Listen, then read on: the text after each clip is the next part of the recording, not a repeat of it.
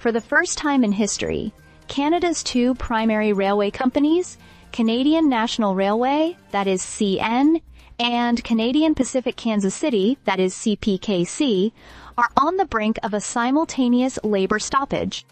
This potential shutdown, which could begin as early as Thursday, threatens to disrupt the Canadian economy on a massive scale, affecting everything from freight movement to farming and even your local grocery store's supply of French fries.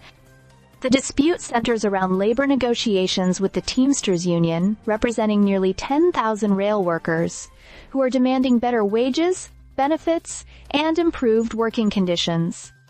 If no agreement is reached, the companies have warned that they will lock out workers, while the union is prepared to strike. The stakes are incredibly high, given the crucial role that these railways play in the Canadian economy. According to the Railway Association of Canada, CN and CPKC transport approximately $1 billion worth of goods every day. The consequences of a rail stoppage would be felt across the country in various sectors. For commuters in Toronto, Montreal, and Vancouver, it could mean significant disruptions, as certain commuter lines that rely on CPKC tracks may be suspended. Via rail services in Northern Ontario could also be affected, leading to challenges for thousands of passengers who depend on these trains for their daily commute. But the ripple effects extend far beyond just transportation. Grocery stores could see an immediate impact on their shelves.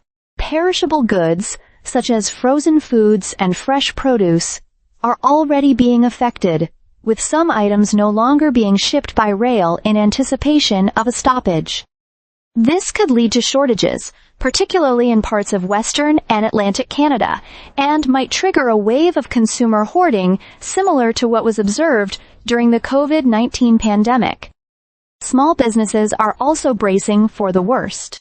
Unlike large corporations, small businesses often lack the resources to quickly adapt to supply chain disruptions.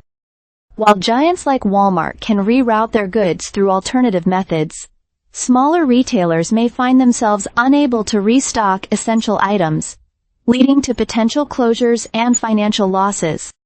The agricultural sector, particularly in the prairie provinces, is another area of concern. Farmers are in the midst of harvest season, and a disruption in rail services could leave them unable to move their grain to market. This could have a cascading effect on the global food supply, as Canada is a major exporter of agricultural products. Fertilizer shipments, critical for maximizing crop yields, could also be delayed, further exacerbating the situation for farmers. The supply chain as a whole is at risk. Canada's automotive industry, for example, relies heavily on rail for both importing parts and exporting finished vehicles. If the railways shut down, production lines could grind to a halt, leading to layoffs and economic losses in one of the country's key industries.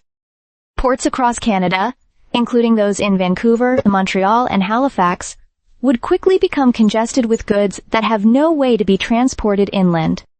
This gridlock could lead to significant delays in both imports and exports, potentially harming Canada's trade relationships.